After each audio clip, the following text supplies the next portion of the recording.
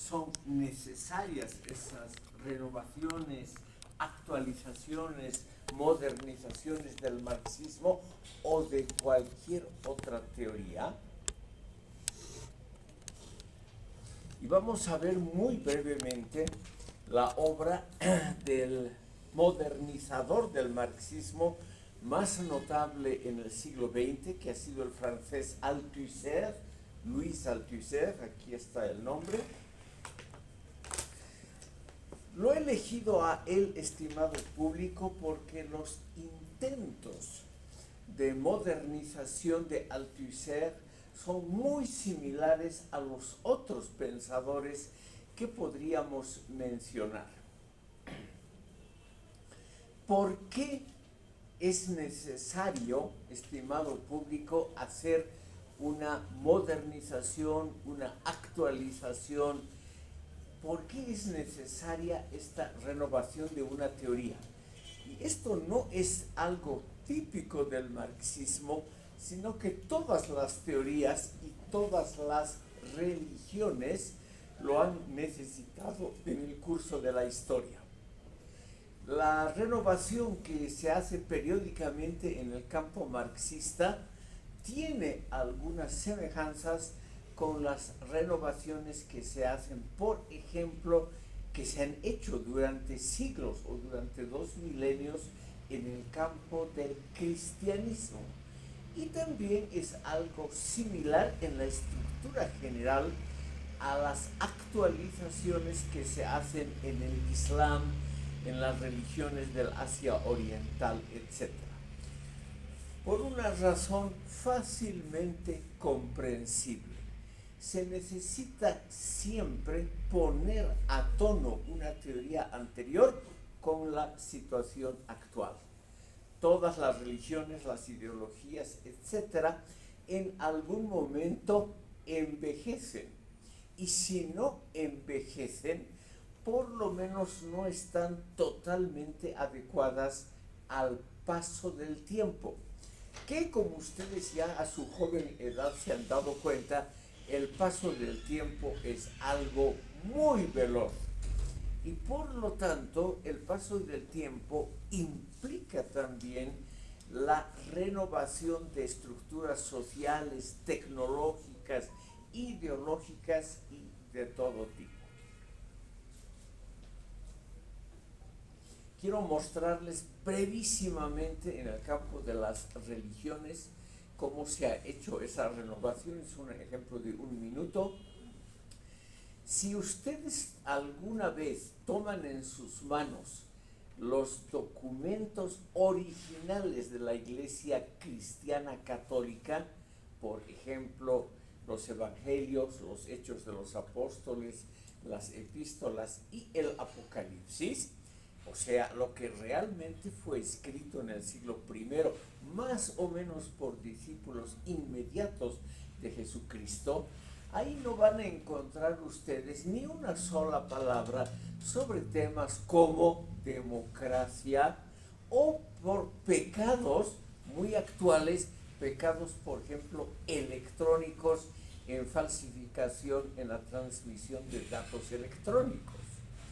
Entonces, obviamente, los pecados, o sea, las transgresiones a la ley que se hacen en la época actual, no han sido previstos por la primitiva doctrina, por la doctrina original. Pero se puede interpretar la doctrina original como si cubriese también fenómenos posteriores. Ese principio es el que vale también para teorías como el marxismo o cualquier otra que ha inventado el ser humano. O sea, se cree que mediante las artes de la interpretación se puede amoldar la teoría original para tiempos futuros. Todas las religiones en el mundo han hecho eso y todas las ideologías han seguido ese camino estructuralmente similar. Por ejemplo, hoy en día, estimado público, la poderosa República Popular China, que se está convirtiendo en la primera potencia económica y militar del mundo, ha decidido desempolvar al fundador de una religión, al maestro Confucio del siglo VI antes de Cristo, o sea, hasta 2600 años, para amoldarlo a las necesidades de la doctrina comunista de hoy. La República Popular China, igual que España, Francia, Inglaterra, etc., tienen una cadena de centros culturales. España tiene los institutos Cervantes, Italia los institutos Dante Alighieri, Alemania el Instituto Goethe y otros similares. La China no ha elegido para estos centros de difusión de su cultura y propaganda política el nombre de Mao Zedong o de algún ilustre comunista, sino que ha decidido, por razones justamente de construirse un pasado adecuado, ha elegido el nombre de Confucio para sus institutos culturales en el exterior. Y esos institutos se dedican a demostrar lo mismo en la China. En las escuelas, desde la primaria en la China, se enseña a los alumnos que la doctrina confuciana se encaja perfectamente, se amolda sin problemas a los requerimientos actuales en este momento de la sociedad china del siglo XXI. Por ejemplo, esa doctrina confuciana de la obediencia de padres a hijos, de ciudadanos con respecto a las autoridades, en fin, toda esa cadena de obediencia, de integración en el orden ya establecido que predicó hace 2600 años el maestro Confucio, todo eso encaja perfectamente con los requerimientos actuales del Partido Comunista. Entonces la doctrina confuciana, la religión por excelencia de la obediencia a la autoridad preconstituida, de obediencia a las estructuras familiares que ya existen, a los maestros en la escuela, lo cual a mí me convendría mucho naturalmente, etc. Esa doctrina religiosa está enseñada hoy y propagada como uno de los pilares siempre válidos, pese a 2600 años de existencia, siempre válidos de la identidad china.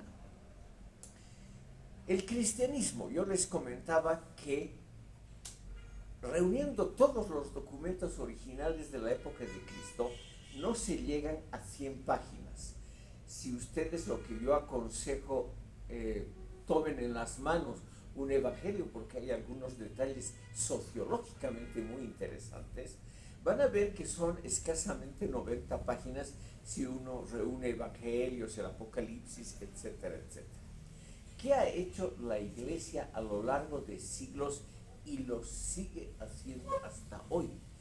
Trata de encajar, es decir, de amoldar esos preceptos para que más o menos se amolden, se modernicen con las necesidades actuales de la Iglesia, que es, estimado público, tratar de sobrevivir en un mundo muy diferente. Quiero mostrarles solamente un ejemplo en la antigua Biblia judía, que para los cristianos es válida, y también en los primeros catecismos de las iglesias cristianas en el siglo I, había el llamado decálogo. El decálogo son los 10 mandamientos, que es una especie de resumen de cómo debe comportarse la persona adecuadamente en el campo moral, en el campo de la ética. Esos mandamientos siempre son modificados continuamente por la Iglesia, que se nota hasta en la redacción, son modificados para que se amolden, se adecúen, se renueven, se actualicen, etcétera, para tener un campo exacto de acción en el mundo moderno. Si ustedes ven una versión de un catecismo católico del siglo IV después de Cristo, la terminación del Imperio Romano, y lo comparan con el actual,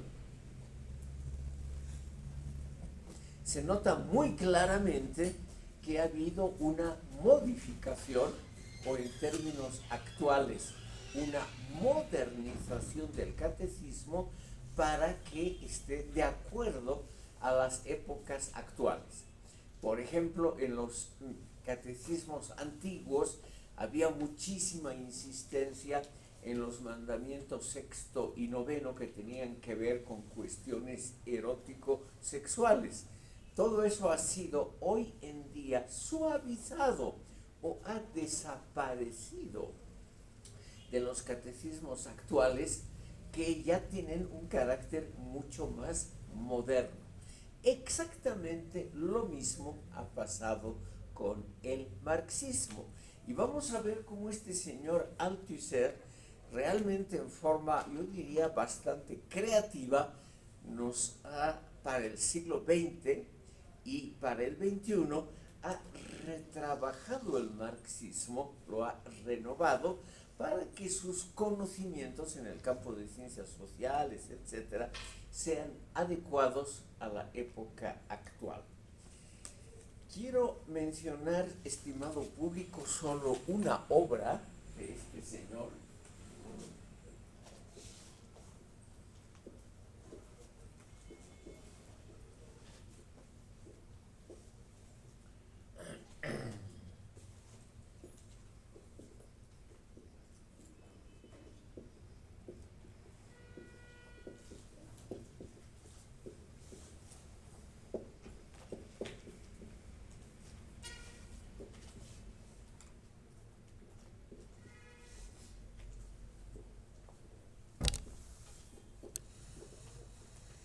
Aquí les pongo el título de la obra, La Revolución Teórica de Marx, y la primera traducción al castellano, que es de 1977.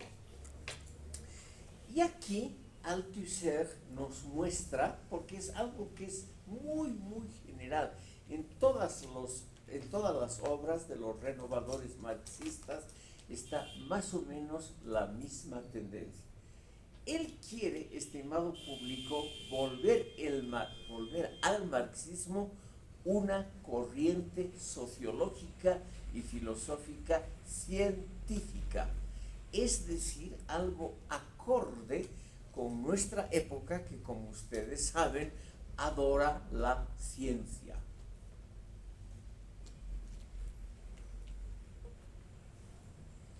Los éxitos, estimado público, de la ciencia y de la tecnología modernas son absolutamente indudables.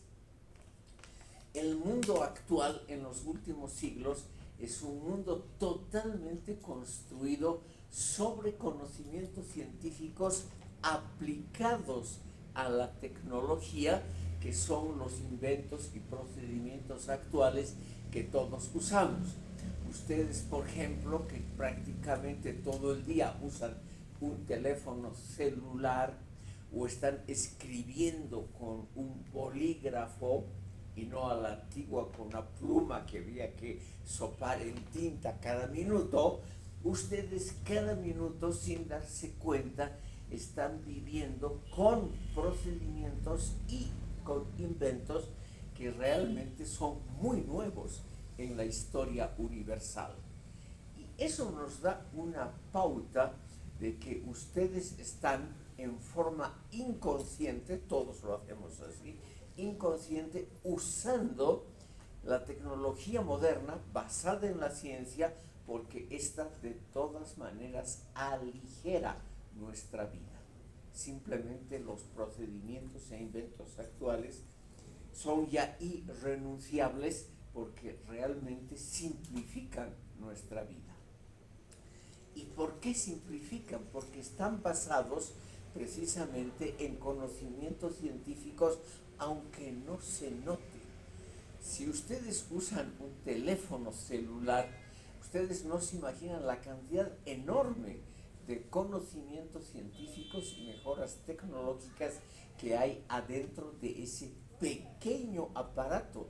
Realmente un montón de conocimientos científicos y mejoras tecnológicas.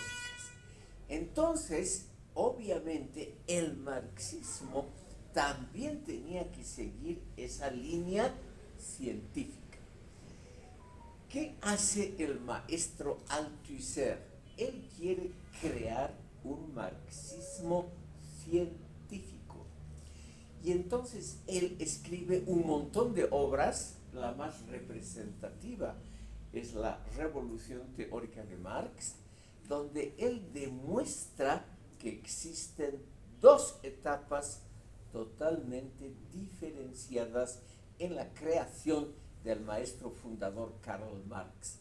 La primera, la juvenil, esa etapa que Althusser llama la etapa humanista, desde los primeros escritos en 1839 hasta 1845, y el Marx posterior, el Marx científico, a partir generalmente de la ideología alemana y de las obras posteriores, sobre todo las dedicadas a la economía. Althusser no rechaza las obras primeras de Marx, pero no las toma muy en serio. Ese Marx humanista, ese Marx todavía imbuido de muchas ideas literarias y filosóficas,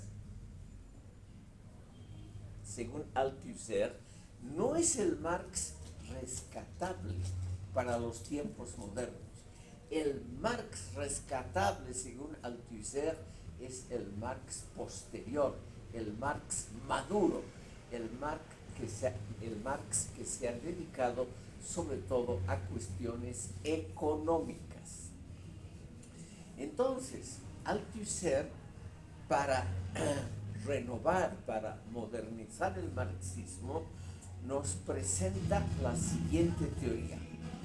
Podemos dejar de lado totalmente al primer Marx, al Marx juvenil, al Marx humanista, porque ese Marx humanista estaba todavía influido por las teorías de la época, Hegel y otros pensadores, que no son hoy necesarios, porque no son científicos, son solo humanistas, son solo filosóficos.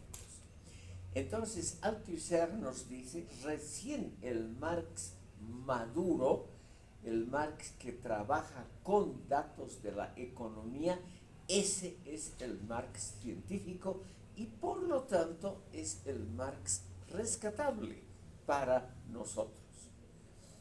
Y de ahí viene lo que él mismo lo traduce como su antihumanismo.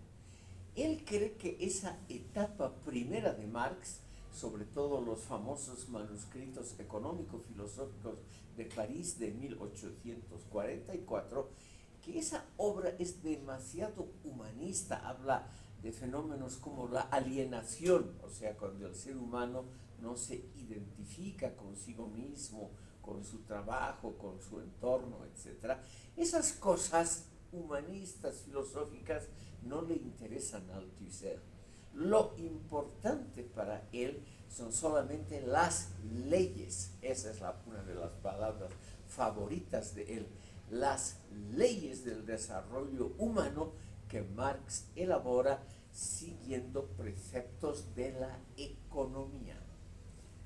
Tienen que ser leyes como las leyes de las ciencias naturales, que como ustedes saben son leyes de aplicación inmediata porque son leyes basadas en la observación empírica y son leyes irrefutables, es decir, corresponden a la realidad.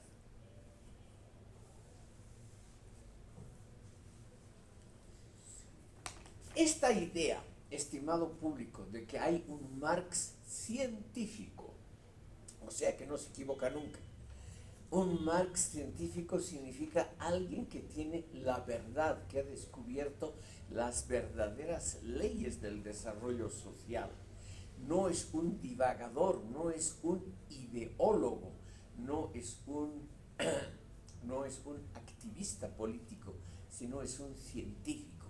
Ese es el Marx, solo ese el que hay que salvar, y no el Marx ideológico, el humanista, el que habla de las cosas maravillosas que vendrán, nada de eso, sino aquel Marx que se dedica solamente a constatar leyes del desarrollo histórico con la precisión de las ciencias naturales.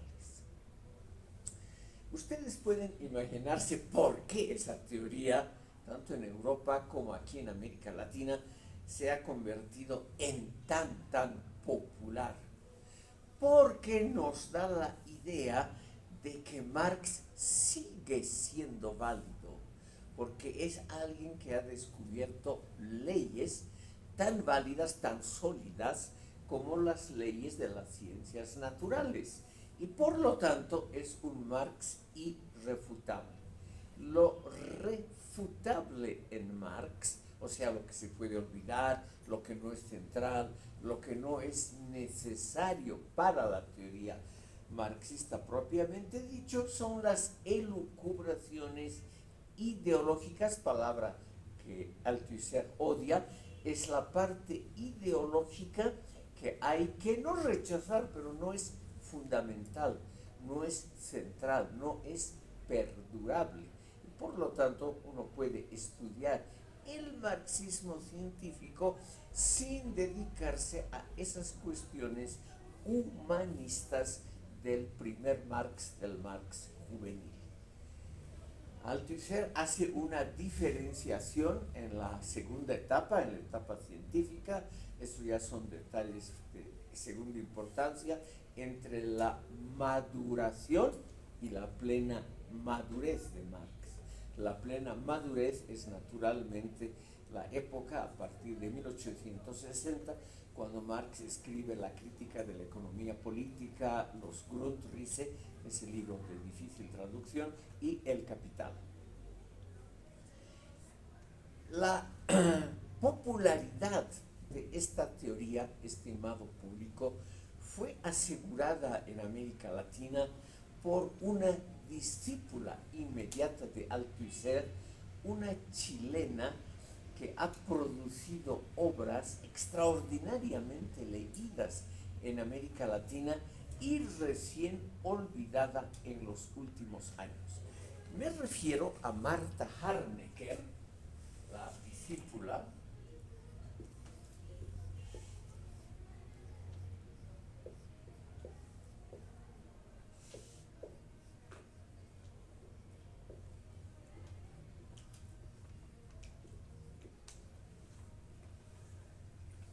una socióloga chilena que ha publicado las obras más leídas de Marx. No solamente ha publicado, sino que ella misma ha escrito una especie de introducción a la obra de Marx, los elementos del materialismo histórico, que ha alcanzado la envidiable cifra de más de 120 reediciones de esa obra.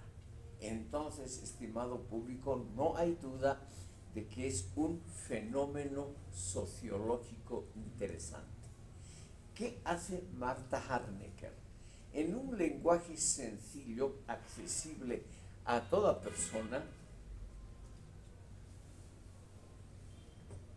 y en relativamente pocas páginas, 250, ella resume toda la teoría de Marx y de sus sucesores inmediatos. Entonces eso es una cuestión moderna, ahorra tiempo, porque ya no hay que leer esa enorme cantidad de obras muy difíciles escritas por Marx en un lenguaje económico muy técnico, o las primeras en un lenguaje filosófico también muy complicado. y las obras de los sucesores, algunas de ellas también de acceso muy difícil, sino que ahora leyendo a Martha Harnecker tenemos toda la teoría de Marx y de las escuelas sucesorias en un compendio, un resumen de lectura relativamente fácil y de acceso baratito. Un libro que tuvo, como les dije, más de 120 reediciones y que en América Latina ha sido realmente la obra de sociología teórica más leída desde que existe la imprenta. Ese es el gran mérito de esta señora. Ahora, es naturalmente al mismo tiempo una simplificación de las teorías marxistas, entre otras cosas porque ella, que terminó su vida hace poco dentro de la Revolución Cubana y ella se casó con un destacadísimo miembro de la cúpula dirigente cubana, con el especialista justamente en cuestiones de espionaje, etc. Ella terminó como propagandista del régimen cubano. Pero eso no le quita nada al mérito de la obra de ser realmente un resumen muy bien hecho, de lectura fácil, que naturalmente para la inmensa mayoría de la gente interesada en estos temas le evita tener que leer las pesadas obras de los maestros fundadores, Marx, Engels, etc. Y además le conecta con lo más moderno del marxismo latinoamericano, que son los productos de la Revolución Cubana. Entonces, por eso les he mencionado a Althusser, porque realmente en el campo latinoamericano, mucho menos en el europeo, es el marxista, digamos, más productivo y más original de los últimos tiempos. No es obviamente el único, estimado público. Igual que en la Iglesia Católica, es un fenómeno muy similar, el marxismo ha producido una cantidad enorme de comentarios, interpretaciones, glosas, resúmenes, readecuaciones, actualizaciones de la doctrina original. Se calcula que hay más de 40.000 libros y una cantidad seguramente que ronda los 400.000 ensayos sobre el marxismo, sus problemas, su necesidad de ser actualizado, etcétera, etcétera, publicados hasta hoy. O sea, realmente una cantidad gigantesca. ¿Cómo lo hizo la Iglesia Católica con el mensaje original de Jesucristo? Por eso les decía, porque es un ejemplo muy plástico, las 100 páginas de los Evangelios que han dado lugar a una literatura extraordinariamente frondosa de interpretación y actualización. Si tomamos solamente lo producido en la Edad Media con la teología católica clásica, San Agustín, Santo Tomás de Aquino, tenemos realmente, literalmente, miles de páginas que tratan de explicar lo que dijo el gran maestro, el profeta original, lo que dijo y cómo debe ser utilizado, comprendido, entendido en la época actual. Lo mismo existe en el Islam, estimado público. Lo que dijo el profeta Mahoma, naturalmente también ha sido hoy actualizado, modernizado en miles, literalmente millares de libros y obras. Toda religión, toda gran teoría como el marxismo tiene esa necesidad de actualización y renovación. Cuando uno, y ahora viene mi punto crítico, cuando uno renueva, actualiza, moderniza una teoría, uno naturalmente le pone elementos de su propia cosecha.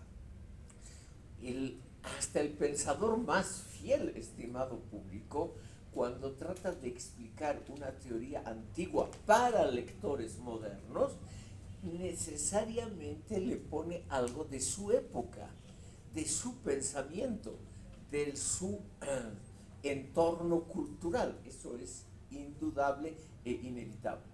Entonces, todos estos libros de modernización tienen naturalmente inclusiones que no se encuentran en la obra original.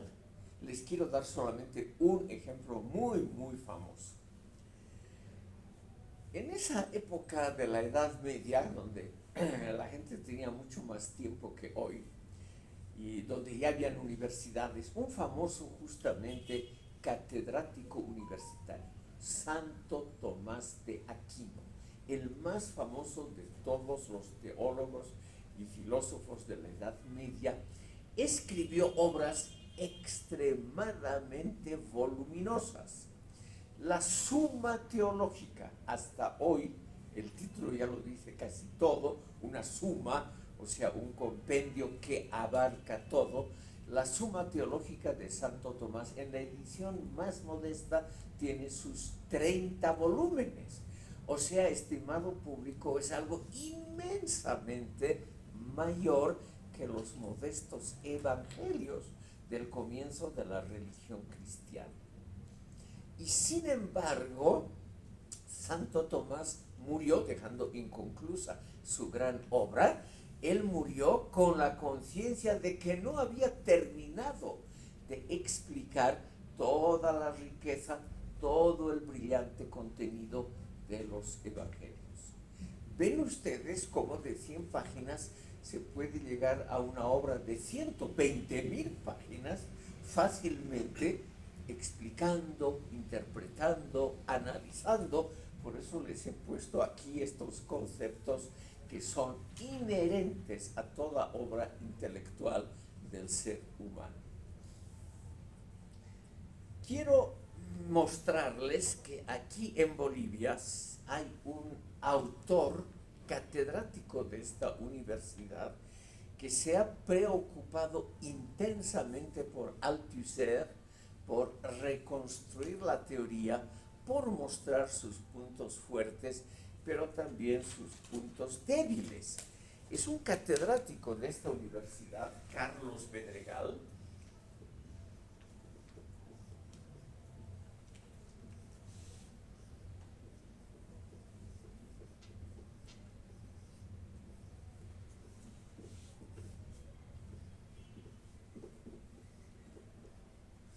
que el año pasado ha publicado una obra sobre Althusser con el título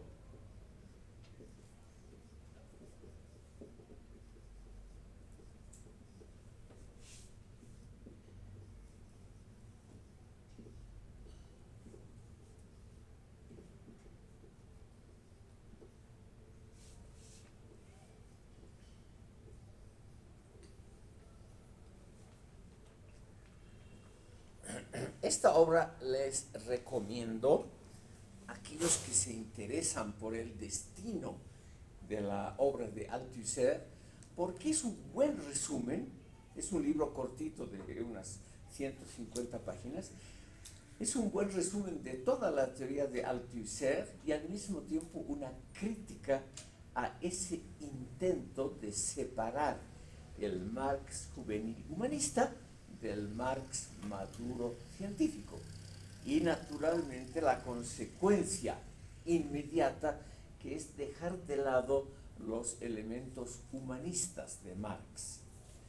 Althusser en alguna de sus obras habla del necesario antihumanismo, se refiere a que hay que dejar de lado las ideas de que hay que evitar hablar mucho de alienación y todas esas cosas en el mundo actual, porque eso no produce una buena teoría y no nos hace comprender las necesidades, por ejemplo, de los partidos comunistas. Althusser siempre estuvo en el lado de los partidos comunistas.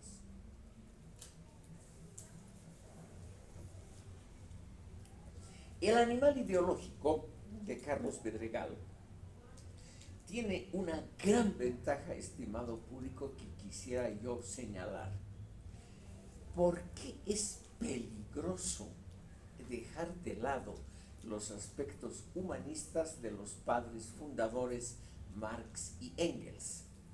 El peligro reside en que si se construye un régimen social, económico, político, un régimen que puede estar guiado por preceptos científicos, que deja de lado los aspectos humanistas, puede construir una estructura social y económica que funcione muy bien, pero que no respete tres aspectos importantes.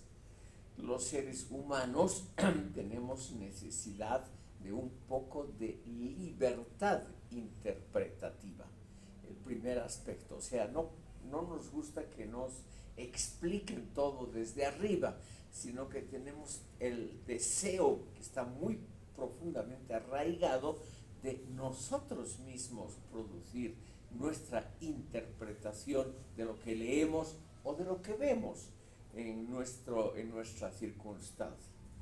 El segundo elemento es que los que administran la teoría perfecta, la científica, pueden sentirse irrestrictos y limitados en su actuación. Como son los administradores de la teoría siempre válida, de la teoría estrictamente científica, ¿para qué ellos van a estar respetando ideas ajenas que son de antemano equivocadas? Y el tercer aspecto es el aspecto de que lo trabaja muy bien Vidregal. El mundo moderno sigue inventando cosas, sigue produciendo tecnologías, procedimientos, y también sigue produciendo literatura, cultura, etc. O sea, productos del ser humano que generalmente no se adecúan a líneas prefijadas de antemano y de arriba, o sea, de la autoridad competente. Y esas obras son las realmente interesantes.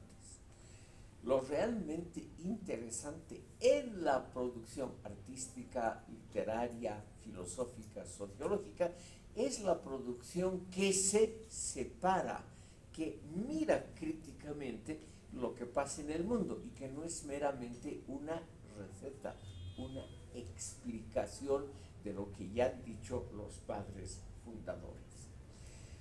Por esas tres razones, y yo me acoplo a esta opinión de Vidregal, es que seguramente Althusser, Martha Hahn, Harnecker y sus muchos sucesores no van a representar un marxismo creativo, sino un marxismo repetitivo, que puede ser muy correcto en sus líneas, puede ser un marxismo didácticamente muy interesante, pedagógicamente muy favorable para los lectores, pero no es una doctrina, según Vidregal, que nos ayude de forma activa y sobre todo creativa, que nos ayude a comprender el mundo actual, que es un mundo siempre cambiante, es decir, un mundo que no puede ser predicho, que no puede ser de antemano ya, que no se puede saber de antemano cómo va a ser ese desarrollo.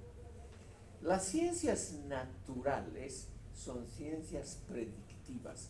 Por ejemplo, la astronomía nos puede decir con absoluta seguridad cómo se va a mover el planeta tal en su órbita dentro de un año.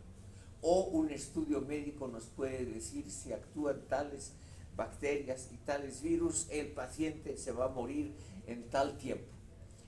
Eso es en el campo de las ciencias naturales, pero aquí viene la clásica que ya hemos visto, separación entre ciencias naturales y ciencias sociales, que Vidregal también estudia. Y esa separación nos dice, estimado público, una cosa muy simple: en las ciencias sociales no existe la posibilidad de una predicción exacta, ni siquiera aproximada, como en las ciencias naturales. Es también por ello, y eso lo han visto La mayoría de los pensadores marxistas y no marxistas han visto ese problema desde el comienzo de la teoría marxista. Les he comentado justamente a este pensador, por las dudas les escribo de nuevo el nombre porque ha sido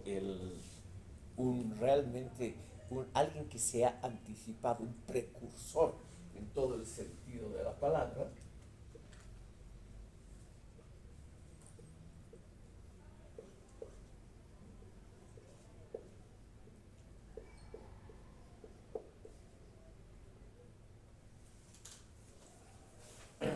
Eduard Bernstein, como les conté en la sesión anterior, el albacea de Engels y el que administró todos los papeles de Marx,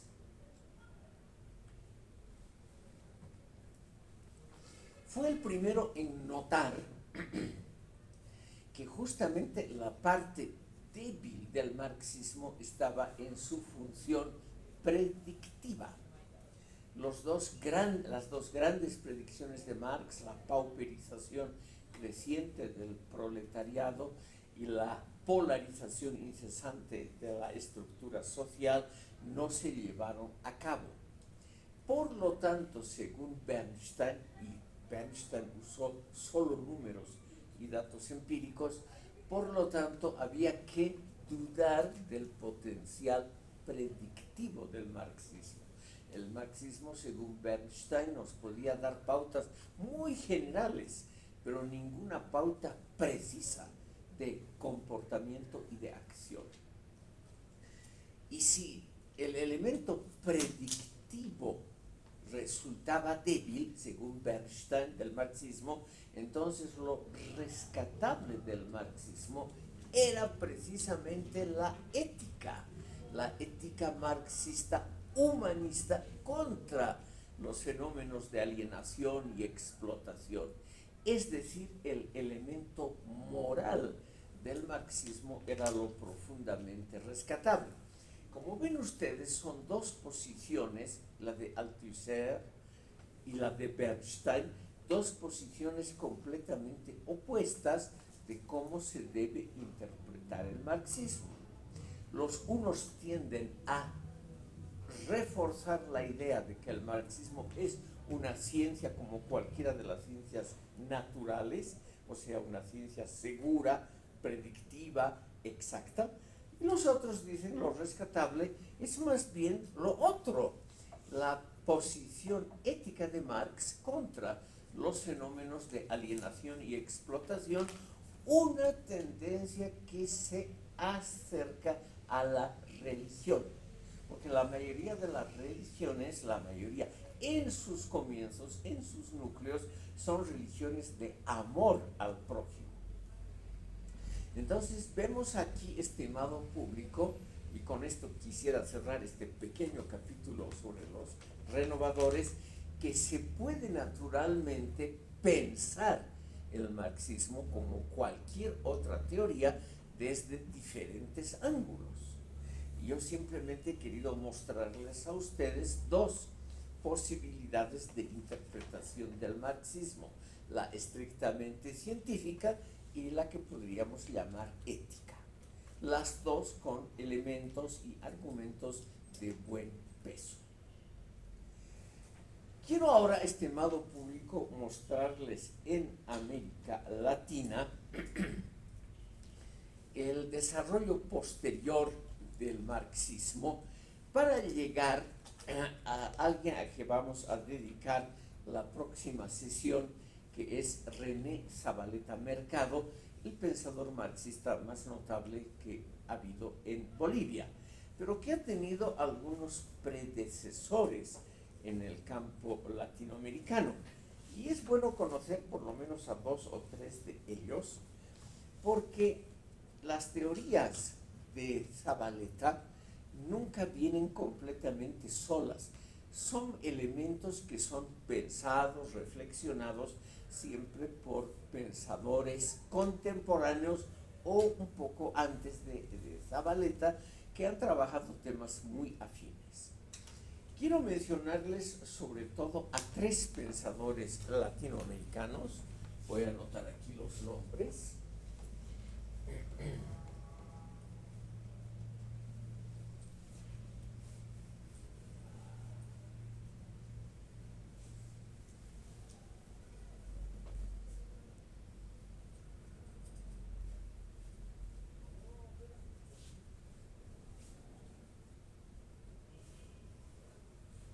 Vamos a verlos muy, muy rápidamente.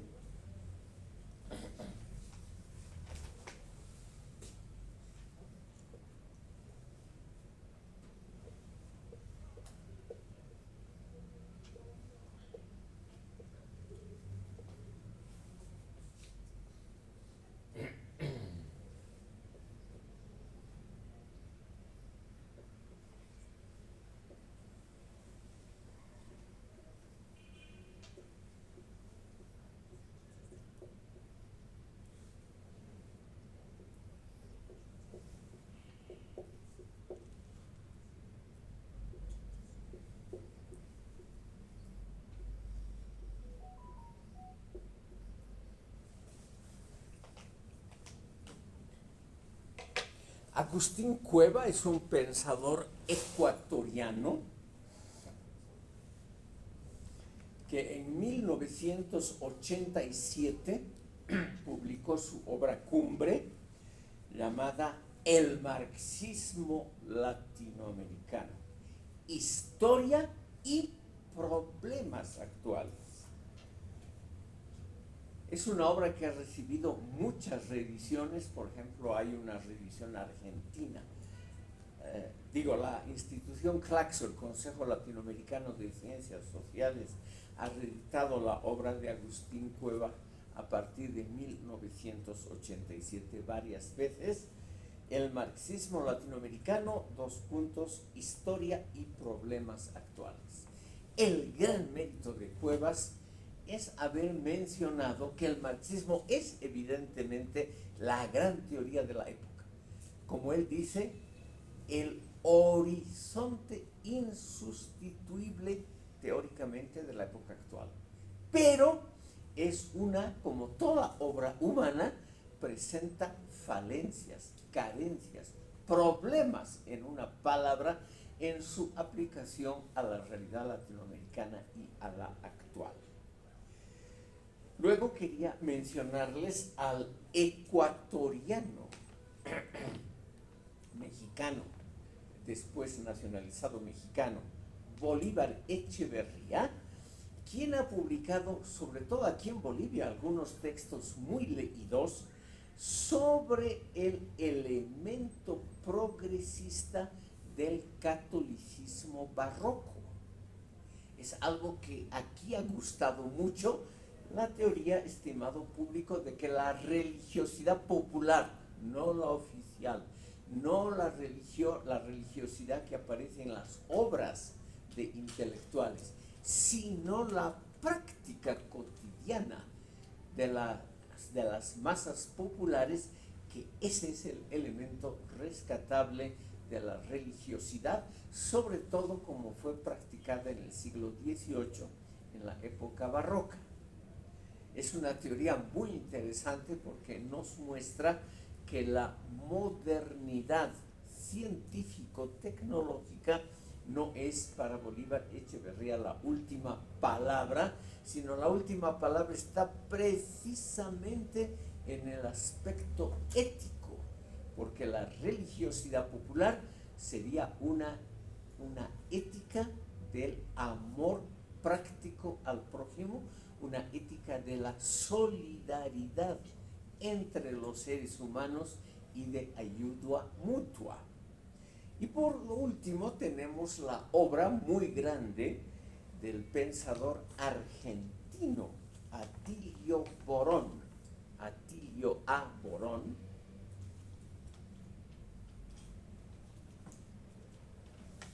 Este último vive todavía.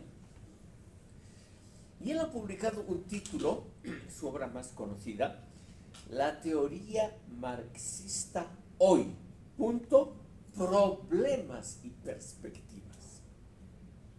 Publicada también varias veces por Claxo, el Consejo Latinoamericano de Ciencias Sociales.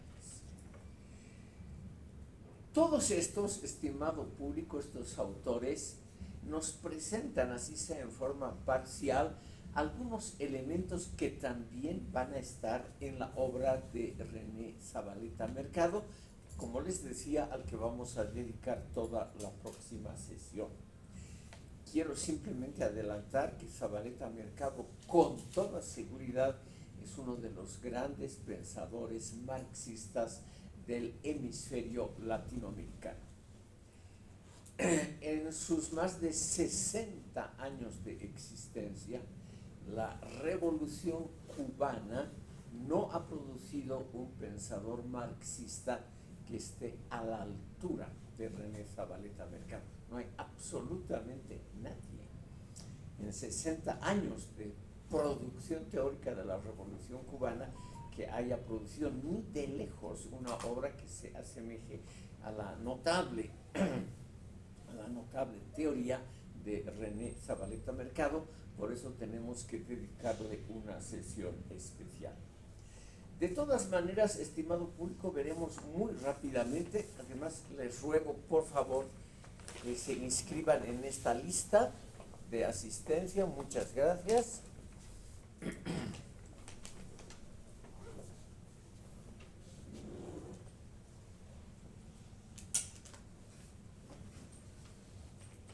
Les quiero mostrar, estimado público, dos campos importantes que todos estos pensadores tratan en el intento de explicar la realidad latinoamericana mediante la teoría marxista. El primer elemento es un elemento que también toca la sociología y se lo puede traducir muy fácilmente con unas palabras sencillas, que es: ha tenido América Latina una evolución histórica que pueda ser explicada en términos marxistas. Aquí se abren problemas muy simples. En América Latina no ha habido una época esclavista como la época de la antigüedad clásica en Europa, la época esa larguísima de la Grecia clásica, del Imperio Romano, etcétera, etcétera, que estaba basada en el trabajo esclavista. Y aquí, con mucha dificultad, se puede hablar de una época feudal en el sentido original que Marx dio a ese término. Entonces, aquí tenemos, estimado público, un primer tema donde se muestra la dificultad, no la imposibilidad, pero la dificultad de explicar la historia, el desarrollo, la evolución latinoamericana con ayuda de términos y teorías marxistas, porque evidentemente la evolución de América Latina no se compara, no es igual a la evolución de Europa Occidental como fue escrita por Marx. Entonces, aquí estos autores, por ejemplo, Cueva, en esta su obra, nos muestra ya problemas actuales. Y esos problemas es simplemente explicar qué son las etapas históricas, cómo pueden ser explicadas mediante la teoría y la terminología marxistas si son etapas diferentes de lo que Marx pensó por esclavismo, feudalismo, es decir, por las etapas anteriores al capitalismo. Hay muchos intentos, estimado público.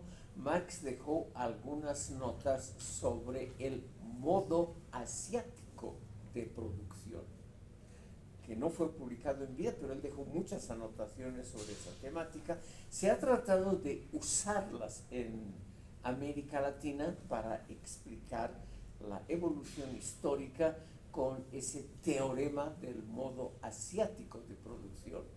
Y ese modo asiático, que se puede aplicar, según algunos autores, sobre todo al imperio azteca y al incaico, es un periodo donde la propiedad de la tierra, que era el principal medio de producción, que la propiedad de la tierra era propiedad estatal, que no había propiedad privada, como en el Imperio Romano, donde obviamente había una gran fuerza de la propiedad privada. Los grandes terratenientes, lo mismo en la época feudal, los grandes terratenientes eran agentes privados de producción. Entonces, el problema en América Latina es explicar cómo va a ser la seguidilla de las etapas si de antemano ha habido un Estado extraordinariamente fuerte en el campo económico. Esa es la gran pregunta. La otra pregunta, aparte de esa, estimado público, la otra gran pregunta que se hace en Cueva, Borón, Echeverría, etcétera, es explicar el desarrollo cultural de América Latina, que tampoco corresponde exactamente al desarrollo que lo han pensado los padres fundadores Marx y Engels. Porque aquí evidentemente no ha habido siempre una iglesia poderosa, como ha habido en la Edad Media en Europa, que haya realmente consolidado su poder extendiendo la religión hasta el último reducto de la vida social.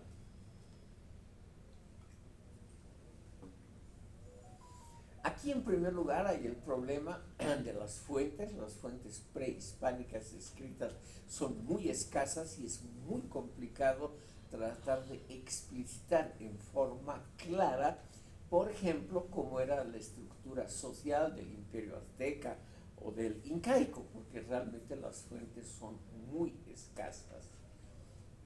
Explicar, por ejemplo, cómo era la estructura social, las jerarquías, la cultura política en la época prehispánica era realmente muy difícil. Entonces, estimado público, vemos aquí un segundo campo de problemas, que es la falta de fuentes confiables, y eso implica necesariamente un gran campo de especulación.